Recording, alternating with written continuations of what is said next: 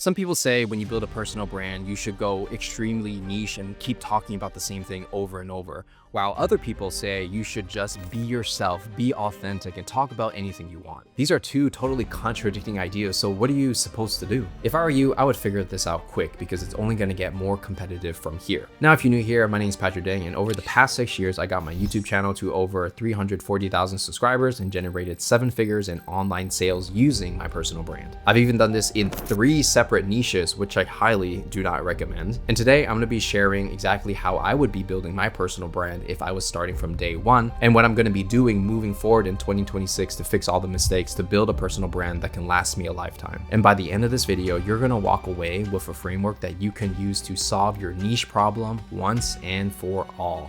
Now, I want to set the tone for this video, and I have a quote from one of the greatest thinkers right now in technology and modern day philosophy, and that is Naval Ravikant.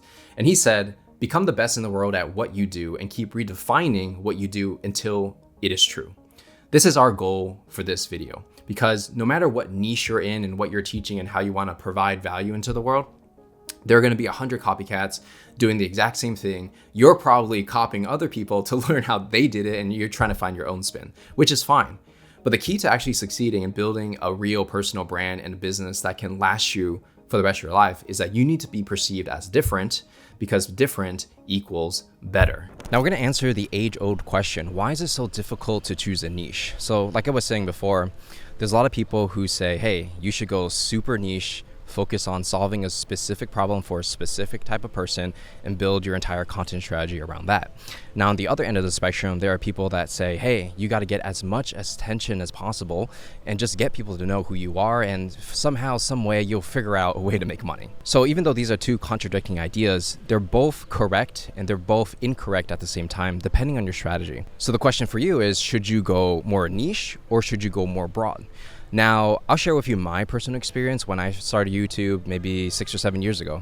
I actually bought a bunch of courses trying to figure it out, and what people were telling me at the time was you should go as niche as possible. And back in the day, you know, YouTube was very different compared to what it is now, where in the past you would just do like how-to tips, top 5 sales tips. So if you see the beginning stages of my YouTube channel, it was just a lot of helpful how-to content. Now in the beginning, I got like 20, 50 views per video, which was like pretty tough, you know, for the first like 3 to 6 months. But after a while, the algorithm started picking me up, and I just started ranking for certain keywords like what is business development, how to send a cold email, and it was working, right? So because it was so hard to grow a following, once something started working, I just doubled down and tried to do all these helpful how-to tips. And yeah, it did get me to my first 100,000 subscribers, but the problem was that I was so niched into tech sales. The only thing I couldn't really talk about is tech sales. So when I made any kind of video of like, this is my apartment, or this is how I'm living in Vietnam, or anything that showed my personality, it just wouldn't really get that many views. People would come for the how-to tips, but they didn't really care about me. So over time, I got so sick of creating content around tech sales that I actually completely pivoted into NFTs when NFTs were a thing.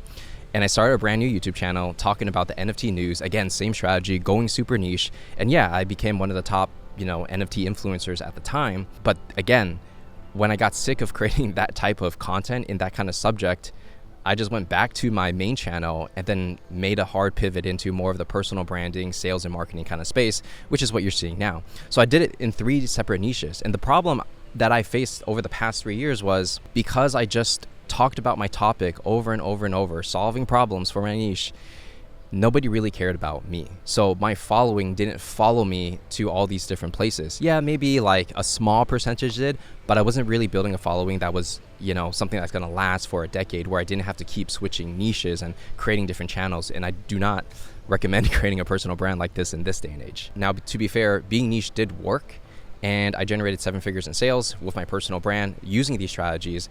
But had I went more broad and built a real brand, I probably would have been way more successful. But at the time, I just didn't know how to do it. Now, you might be wondering, oh, okay, so if we're not going to go niche, let's go super broad. But there's also problems with being broad too, because even before I started my sales YouTube channel, I actually tried to do travel vlogging before and really just tried to be my authentic self. So I actually quit my job at the time, 6-figure tech sales job, moved to Thailand, and I was trying to figure it out, documenting the journey.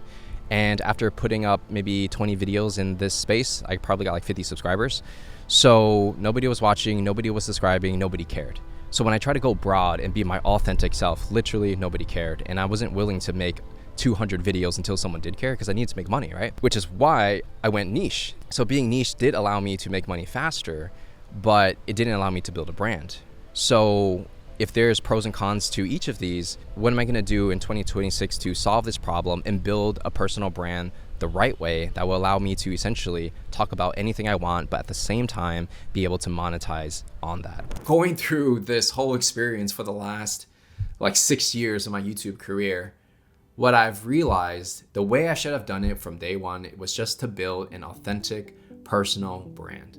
So I'll tell you, the biggest mistake I made was anchoring my identity into a topic. So before I was the tech sales guy, then I was the NFT guy, and now I'm teaching personal branding, but do I want to be the personal brand guy? No, because one day maybe personal brand as a topic is not going to be as cool anymore. Then what? Do I have to start over from zero? No, I'm not going to do that. So I found another workaround on how to build a brand that will last for a lifetime and allow you to switch different subjects and niches and have people follow you because you are authentically you. Now, the perfect example of this is actually Kanye. Now, some of you guys might love him. Some of you hate him. Some of you say, I love the old Kanye and I love his old music. And some of you are like, nah, he's whack. But you cannot deny his fame and his pull. There are millions of people around the world that will just buy anything he puts out. If you think about Kanye, he is a brand, right? Ye is a brand. If he does music, you have people that will listen. If he does a concert, people will buy a ticket. If he creates clothes, people will buy that too. He has a record label. He assigns people into his record label, right? He has a creative agency, Donda, as well. So he can start so many different businesses. Some of you guys may know about them. Some of you never heard of them. Some of them are B2C. Some of them are B2B. He can do anything because he has a cult following. So when we think about our own personal brands, why don't we think of ourselves as a brand? Just like how Kim Kardashian is a brand, Kanye West is a brand, Donald Trump is a brand, Elon Musk is a brand, Alex Hormozi is a brand. These are all brands, right? And a lot of times when we're starting out, we often think of ourselves as like a service provider or someone that just solves problems rather than a brand that people just like and will buy anything you put out. And obviously I'm naming a lot of big names, but if we were to talk about the modern day new personal brands that are becoming popular, I would say Daniel Dalen is definitely one of them. He pioneered the whole, POV kind of vlog style, and a lot of people do take inspiration from the way he is authentically himself. George Heaton is another person that inspires a whole generation of people who want to be creator athletes, right? Someone that runs $100 million business. He's cool, he's fit, he's doing like marathons and all these things. This is a brand. If he decides to sell clothes, people will buy. He has a hydration company as well. And I'm sure no matter what he does, as long as it's related to his brand philosophy and his mission, people will buy.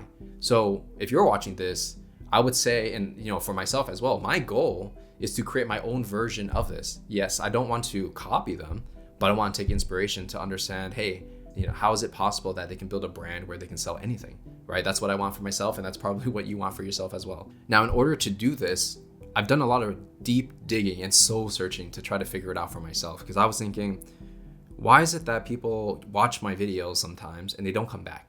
They come in, they watch a helpful tip on top 5, whatever, or how to build a personal brand, and then they don't come back to watch my other videos. And it's because what I was lacking was a clear mission. So to explain the concept, I want to play you a quick interview Kanye did, and listen very carefully to what he says. My music is the codes of self-esteem. It's the codes of who you are. If you're a Kanye West fan, you're not a fan of me, you're a fan of yourself. You will believe in yourself. I'm just the espresso. I'm just a shot in the morning to get you going, to make you believe that you can overcome that situation that you're dealing with all the time. So using what Kanye said, what is his goal with his music, his clothes, his fashion, everything? Obviously, yeah, you want to make money, but there's a mission, a reason why people connect with it so much compared to buying any other products, right? Like if you look at Kanye's website and he's selling these clothes like, affordable fast fashion. I wouldn't call it, I don't know if it's fast fashion, but it's affordable, right? Are these, let's say, these socks gonna be, significantly better than a Nike or Adidas, right? Are these sweatpants gonna be like, oh my God, the design's so good, right? Or like any of these products, easily replicable by Zara or an H&M. So why do people buy Yeezy? And I think it's like $1 billion company, right? And it's because of the mission. Like Kanye said, if you're a Kanye West fan, you are a fan of yourself. He's just that espresso to get you up in the morning, right? So it's this vision to inspire others to become the best version of themselves. And because he embodies it so much, when there was a time where he was in a lot of controversy, people shutting down his bank accounts, he's getting canceled, and he proved to everyone that no matter what people try to do, he will always fight back. And even if he's wrong in the moment, or maybe he reflects back and maybe he believes he made some mistakes, he's still gonna fight for what he believes is right. And that's something, whether you hate him or love him, you gotta respect. So that mission is kind of like the story layer that's on top of all of his products. When you're buying one of his products or you're listening to his music, you're not just consuming, you're in a way becoming a better version of yourself, or that's how he's trying to make you feel in order for you to feel that connection. Now, to explain how mission can relate to anything you create, whether it's a product or service, I have this little pyramid here, right? There's really 3 elements of building a mission. So the first thing is your mission, right? It's really just figuring out who are you helping and how are you going to transform their lives. What are the things that you truly believe in that you want to, spread your philosophy, your beliefs, and your values to other people? Then it goes into the method of, okay, you have a certain mission, like let's say it's to inspire others. What is your approach on how you do it, right? What's your unique angle, okay? Now I'm going to give you some examples on that, but that'll make it really tangible in a second. And finally, it's going to be momentum, which is some kind of action. Like, what are we actually doing? What are the products that we're creating? What are the services that we're providing on a day-to-day basis that people can feel? So if you think about Apple, one of their biggest campaigns is Think Different. There was a time when there was an advertising campaign about Mac versus PCs, right? So it's like creative versus like the boring suits. So that's like their mission, right? To empower the creative community, encourage people to think differently about the world. Cool. If you think about their approach, everything they do is trying to be aesthetic, beautiful, simple, right? When it comes to technology, they were one of the first companies to like simplify everything and also pay attention to things like typography, making things look good on the screen. And obviously that played a big role with the App Store and how modern websites are designed today, right? And when we think about the momentum, meaning what is the day-to-day executions of how do we actually feel this? It's by the products we use, right? Using an iPhone, using an Apple Watch, using a MacBook Air, you feel the difference because the core mission philosophy of these brands are so different from all these other competitors. Now let's talk about using this example and finding another brand that's not super big like Apple so you can see how you can use it for yourself. So I'm gonna use Represent, which is co-founded by George Heaton, the guy that I mentioned earlier, right? Now, if you go on their website and you look very closely, it says right here, the mission is simple, to build the best brand in the world. Now, I was listening to an interview with George Heaton and he explained that philosophy. His goal is to build, the best brand in the world, meaning he's trying to compete with Adidas, Nike, all these guys, right? But in order to be considered one of the best brands in the world, what do you need? You yourself need to become the best version of yourself as a leader so you can attract the best talent. You have to develop your talent to be top tier so they can compete against everybody else. Your products also have to be super sick to be considered the best. Your supply chain, your customer service, packaging, everything has to be the best if you want to claim that you're aspiring to be the best in the world. Because he adopts that philosophy, it bleeds into the culture and the type of people he can attract into the business, the athletes that they sponsor and collaborate with, they're pretty much like all top tier. And that's how your mission determines everything you do, who you work with, who your clients are, and ultimately what makes you different. Because let's be real here, right? If we're going on their website, and we're like, all right, I want to buy this black hoodie with, Team 247 on it, okay? And I'm going to be, obviously it's a cool hoodie. I think it cost $100 or $200, $165 right here.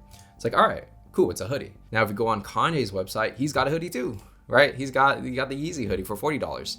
So what's the difference between this hoodie and the other hoodie? They're both black hoodies, right? The different price points, but the functionality is the same. So why do we choose to buy one thing versus another in like the most commoditized kind of product? So when you're thinking about your services, and when I think about my services, I'm thinking, okay, if I'm helping people build a personal brand and monetize their skills, and there's other people that do the same thing, why would they want to work with me versus anybody else? And it comes back to the mission of why you do what you do and the values that you have that people relate to. All right, so the question is, how are you supposed to find your own mission? Now, I think this is a personal journey where there's no like magic framework for you to follow to find it. You got to dig deep. But I'll share with you how I found my personal mission, and hopefully it can inspire you and show you how you might be able to do it for yourself. Now, after I graduated from college, I actually tried to start a business and completely failed, didn't make any money, right? Which is why I got a job. And during this period where I was really lost, I didn't really know what to do. I didn't know what kind of job I should get. I didn't want to be another gear in a machine working in corporate, right? So instead of jumping into a job right away, I actually spent a couple months reading, like, I think I read like 100 books within a year, because I was so hungry for knowledge and I really wanted to figure out, like, what am I going to do with my life, right? And I thought maybe I can find the answers in these books because school didn't really teach me what I wanted to do. And so I read a bunch of books, and one of the books that made the biggest impact on me was this one called The 4-Hour Workweek. Essentially, it's about how to live a life of freedom, build an online business, and do what you want to do that makes you happy. And after I read that book, I came to 2 big conclusions on how I want to anchor and base my entire life on. I think one of the greatest feelings is to give love to another person, whether it's a friend, your family, your lover, whatever, and also receive love, right? Because it's not just giving, you got to get some back. Now, on the other end, where it's kind of more related to business, is to inspire others. So everything I do when it comes to making money and doing business, I try to have the intent of inspiring. And part of the reason for why I even started this YouTube channel to begin with was to share some of the lessons that I've learned with other people who maybe it's going to benefit, right? In some ways, helping the younger version of myself with the things that I struggled with. And hopefully you guys, when you're watching this, you feel that intention, right? And it's very different from just trying to create a video to make money. It's more about, like, why are we doing what we're doing? And for me, that internal drive is really strong, where, like, I will try to help my friends or go back to my high school and speak to the kids, and I would do it for free with no cameras. And I've done that many times because I enjoy it genuinely, right? It allows me to have a clear direction and North Star to where I want to take this whole personal brand, right? Because a personal brand is not the topics you talk about. It's really an extension of who you are, what you believe, what values do you have. And I try to show that as much as possible in the content that I create for you guys. Hopefully my story of how I found my mission can inspire you guys and help you think about what you can do. And so far we got your mission, we got the vision of what you want to do. We also understand that you don't have to niche down into a specific topic, but anchor your entire personal brand around your core mission, right? But the next step really is, okay, we have a vision on where we want to go, but what do you actually talk about in the videos that you create? It's similar to how Kanye has a mission to help people become the best version of themselves, but how does he choose mediums like music, fashion, and business as vehicles to spread his message? And what are your primary vehicles that you're going to use yourself? And I'm going to show you how to do this by building a movement. So now that we understand the mission, let's talk about building an actual movement, getting people to actually follow you so that you can lead them in the right direction and ultimately work with them to make money, right? So with building a movement, what you need to understand that I have this equation for you. Movement equals your mission plus your community plus some kind of action. If you have a vision of what you want the world to be like, and you get a community to also embody this belief, and you get them to actually do something, then you got a movement going on. So like I was saying before, my personal mission is to inspire others. But something I want to add to that is one of my core beliefs is that you can have it all. Meaning you don't have to sacrifice your health, your relationships in order to be successful in business. Like, you can be fit, jacked. You know, for me, I train Muay Thai like 5 times a week. I have a beautiful relationship with my girlfriend, and, you know, business is going well, right? And I'm trying to embody this vision. And hopefully when you see that, and I kind of show clips of my actual life, especially if you follow me on Instagram where I post more personal things, like, you will feel that, you will see that. And I'm trying to build a community of people who are like-minded, who want to inspire others, who want to create content, build online businesses, and just live a high-quality life. So this is the mission, this is the vision. And how it works is, when you're building a movement, there's gonna be all these kind of people in the world, right? Everyone comes from different walks of life. Some people will resonate with what I'm talking about, some people don't care. Some people say it's BS. Okay, that's fair. Maybe it's not for you, that's fine. So the key is you want to find your tribe. You don't have to be liked by everybody. You gotta find the people that connect with you. And at first, you know, when you're making your first YouTube videos or Instagram posts, like, you're gonna get a couple of likes, a couple of follows, and you start building your movement one step at a time. Then once you get, like, you know, 9, 10 people to follow you, eventually you keep going, and then you get an army of people to eventually follow you, right? When you get 1,000 views on a video, that's a stadium right there, right? If you get 10,000 views, that's huge, right? Like, imagine speaking in public to 10,000 people. It's crazy. And then all these people, they all have the same philosophies, the same beliefs, the same desires, right? For me, inspire others, live a better life, that kind of stuff. And then they all kind of come together into this big movement, okay? Now, the interesting part about a movement, and this is where we're going to get into the whole idea of niches, is that it's not that this movement is connected by something so specific as a niche, right? Notice how I didn't say, oh, like I'm targeting doctors in California who have 10 employees and make 1 to 2 million in revenue. That's like that's not what we're doing here. What we're doing is we're building a mass movement and trying to get as many people who believe in the same philosophies to know who we are. And when it comes to actually monetizing, what's going to happen is when you have a movement and you are considered the leader of your movement, you're going to have your ideal avatar or your ideal client inside of this little bubble, right? Or this big bubble. And your ideal avatar is somebody who believes in the same philosophies as you, but also they're going to have money where they're able and willing to spend. And that's your clients. So to answer the question in the beginning, which was, should you go very broad or should you go really niche when it comes to creating content and building an actual brand? My personal realization after trying to go broad and then going super niche, finding success in being super niche, is for me and what I'm going to be doing for 2026 and beyond is I'm trying to build a movement. Okay. I understand that maybe 90%, 99% maybe will never buy anything from me.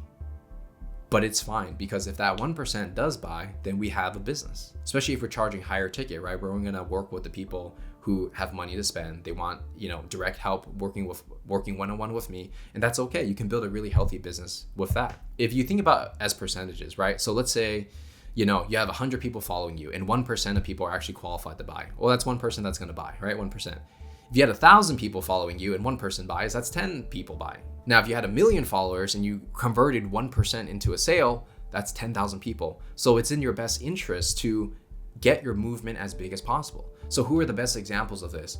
Alex Hormozi, Gary Vee, anybody on Shark Tank, essentially, Elon Musk, right? Like these guys, what they figured out is they try to get as much attention as possible. And the glue that puts everyone together is their vision for what they want to do. So if you think about Elon Musk, what does he want to do? He wants to better humanity and extend our lifetime. So that's why he's, trying to figure out how to live on Mars. And there's going to be a bunch of people who are interested in that as well. So this is how you build a brand where you can take it anywhere you want, because your movement's so big, you can create different offers inside. So let's go into a modern day example of someone doing it, right? So Iman Gadzhi, obviously everybody knows him in the info space. And something interesting about the way he runs his businesses is he has multiple businesses, right? So he has consulting.com, which is for high level entrepreneurs who are already making a bunch of money, and he's going to help them build their business. That's cool. He also has Monetize, which is more of an entry level info product, helping beginners, make their first money online, right? So something for beginners, something for high level people, right? He also is a co-owner in WAP, so he has equity in there. Then he also sells sunglasses, right? For the people who don't want to buy, online courses, he's got $100 sunglasses for you to buy. So the way I think about it is, if you build your movement as big as possible, right? You can create all these different opportunities, okay? So you might sell something, less expensive like sunglasses. You might sell something high ticket for like $20,000. It really, you're just finding different ways to monetize within your audience. So the bigger your audience, the more people trust you, the more they believe in the stuff that you believe in. Naturally, you can create products for your audiences, right? The key I learned is not to build your personal brand around a specific topic, because trends come and go. Like you might try to create AI content today and it's gone tomorrow, right? I did NFTs. It was popular at one point. Everybody was, buying NFTs, and now nobody cares.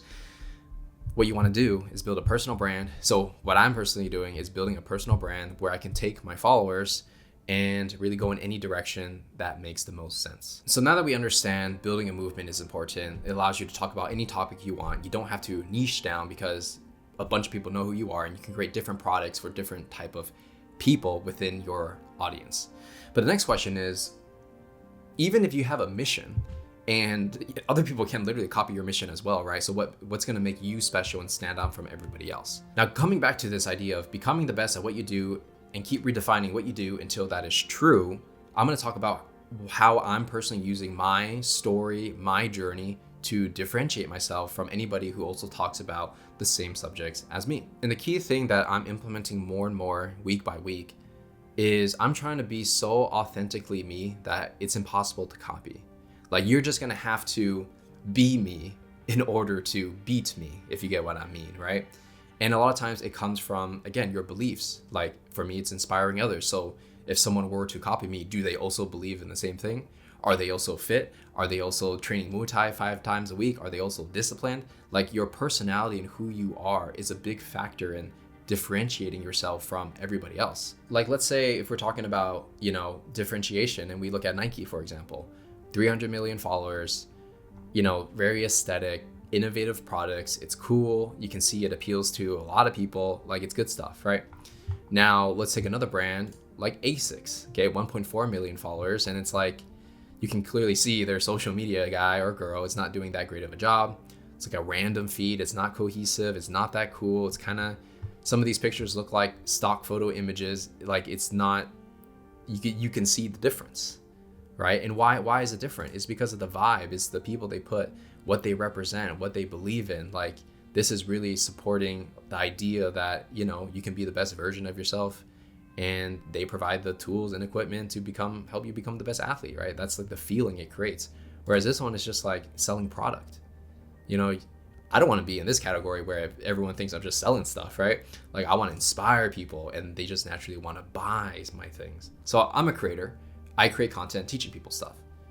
Now with AI, I realized that anybody can get any information online for free. You can go on ChatGPT, Claude, whatever tool they want to use and get it instantly. They can get multiple books, put it all together, and ask ChatGPT, hey, review all these books and give me the answer.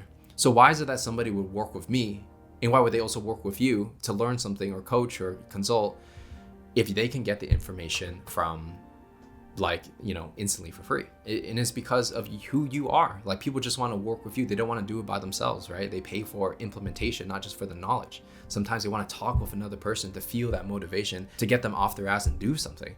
It's like, yeah, like you can learn how to do, training exercises by yourself, but I'm sure it's a very different feeling from having a personal trainer. In order to be so authentically you, so different that AI can't replace you, other people can't copy you, it's about finding your unique path. I'm gonna use my unique path, and this is how I essentially differentiate myself from everybody else.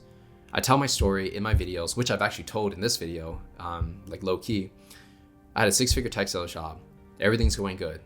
Then I said, okay, I'm ready to start my business. I quit my 9-to-5, moved to Thailand, lost it all, tried out so many different businesses, failed. Then I made some money back because I figured out how to make money online. Then I had my biggest year where I made hundreds of thousands of dollars that year. Then I sacrificed everything to get there. So I kind of went into like depression and, yeah. So, and it pretty much like killed my relationship at the time. And after those sacrifices, even though I had the best financial year, I was depressed, but now got out of that, and now we're doing really good, and then we're going up, baby.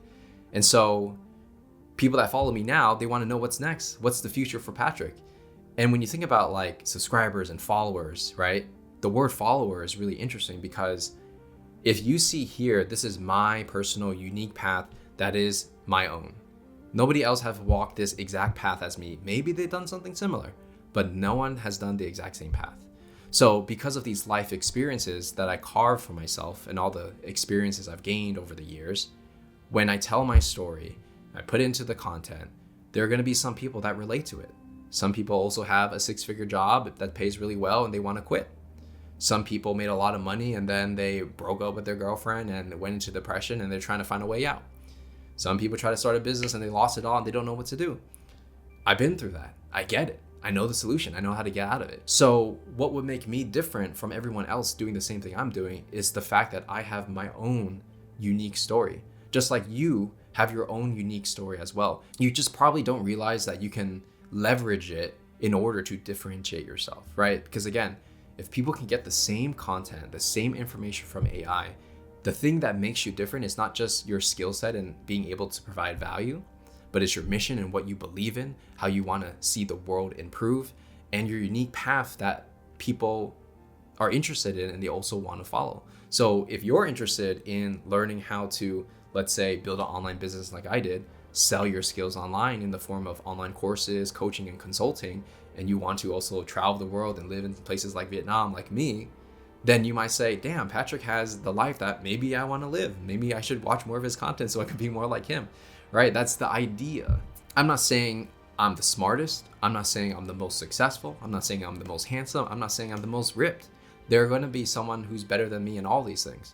But it's this unique combination in which I put the information and my packaging together that makes me different. All right, so I just gave you the exact framework that you can use to authentically build a personal brand and really be one of one. And if you follow these strategies very carefully, you should be able to build a cult-like personal brand and basically talk about anything you want and still be able to monetize. Now, having a roadmap is one thing, but actually doing the work, implementing these strategies, making sure that you're actually using your authentic voice and all the execution that comes behind it is going to be a whole separate issue, which is actually why I created this community called Founder X, where I essentially help people build their personal brands and monetize. We have people who literally have 9-to-5 jobs making a side income. We got other people that quit their 9-to-5 jobs to go all in on their personal brands. So if you're starting from zero, this is something I highly recommend you check out if you want to be surrounded in a community of like-minded individuals. Now, if you do want to join this community or maybe just learn a little bit more about it, I actually put a link in the description to my calendar where I can talk with you directly, map out your growth plan to figure out exactly what your personal brand could look like and exactly what you want to sell and how you want to make money online. So if that sounds interesting to you, I encourage you to really book a time on my calendar and we'll have a conversation. And if you love this video on building the fundamentals of your personal brand, you're going to like this next one where we're going to go into exactly what you should do once you have the vision of what you want your personal brand to look like. And so with that said, I'll see you in the next one.